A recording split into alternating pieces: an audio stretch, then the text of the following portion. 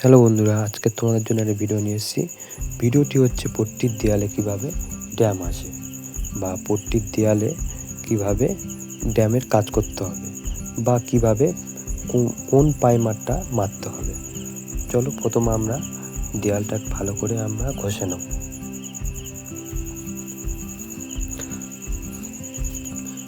ঘষে নেওয়ার ফলে এই কালো কালো জিনিসগুলো ঘষে নিতে হবে বা দেখতে হবে দেয়ালটাকে যে ঢকঢক করছে কিনা বা পট্টি খুলে চলে আসছে কিনা বা হালকা ক্যাগ নিয়েছে কিনা দেখে নিতে হবে দেয়ালে। তারপর আমি চলো প্রাইমার করে নেবো, খুলে নেবো ড্যামসিল প্রাইমার। প্রথমে আমি প্রাইমারটা নিয়ে নিলাম। যেহেতু ড্যামসিল প্রাইমারটা খুব মোটা হয়, তাই তার ফলনে অল্প একটু আমি সামথিং একটু জল দিয়ে নেবো। জল দিয়ে আমি ভালো করে মিক্সার করে নিলাম।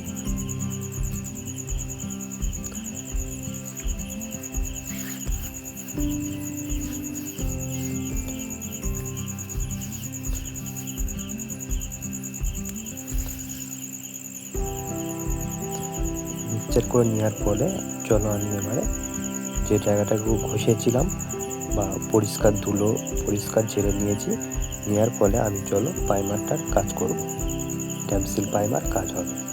তো আমি এক ব্রাশ মাল মারার ফলে আমি রোলার দিয়ে দেবো।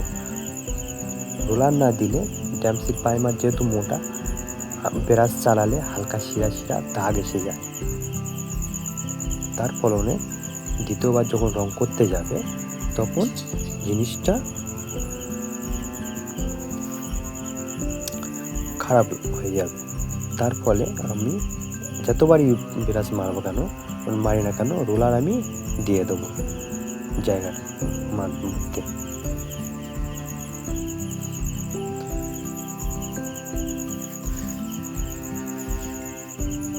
আমি যেটুকুনি ড্যাম হয়েছে দেয়ালে সেটুকুনি আমি দুবার মারবো। দুকোর যাকে বলে দুকোর মারবো। তো দুকোর যখন মারবো, এক কোর মারার পরে ভালো করে শুকোলে তারপরে ফিরে এক কোর আমি মারবো।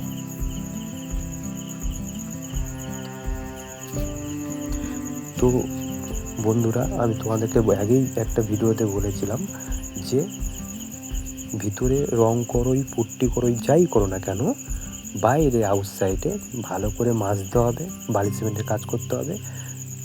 দ্বিতীয় নম্বর রং করতে হবে, বাইরে মাস্ট আগে রং করতে হবে।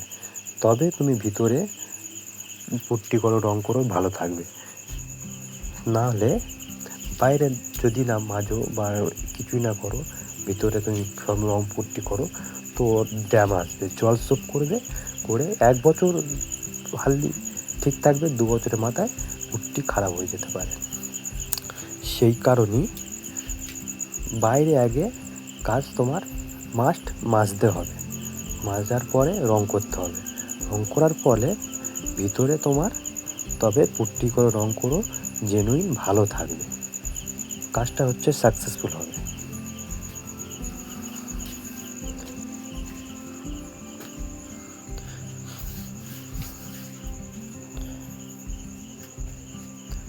চলো আমি ড্যামের পুরোটা জায়গা আমি মেরে নিলাম প্রাইমার মারার ফলে। বন্ধুরা, তোমরা দেখা পাচ্ছ জিনিসটা কালো হয়েছিল, এখন কতটা সুন্দর বা ভালো লাগছে। তো এবার নেক্সট টাইম যখন রং করতে যাব, ওই জায়গাটুকু কোনো আর অসুবিধা হবে না, ওই জায়গার আর কোনো প্রবলেম হবে না, জিনিসটা ভালো থাকবে।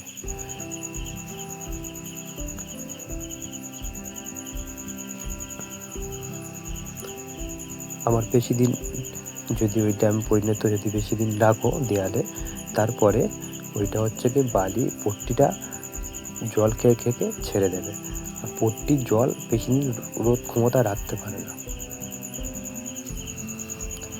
এই হচ্ছে সমস্যা। এরপরে যখন আমি রং করব, তোমাদেরকে আমি দেখাবো যে ড্যামের উপরে রং করছি। আজকের আমি ড্যামের কাজটা করলাম। ভালো লাগলে অবশ্যই লাইক, কমেন্ট, শেয়ার অবশ্যই করবেন। আর কিছু জানার থাকলে আমাকে কমেন্ট করে জানাবেন।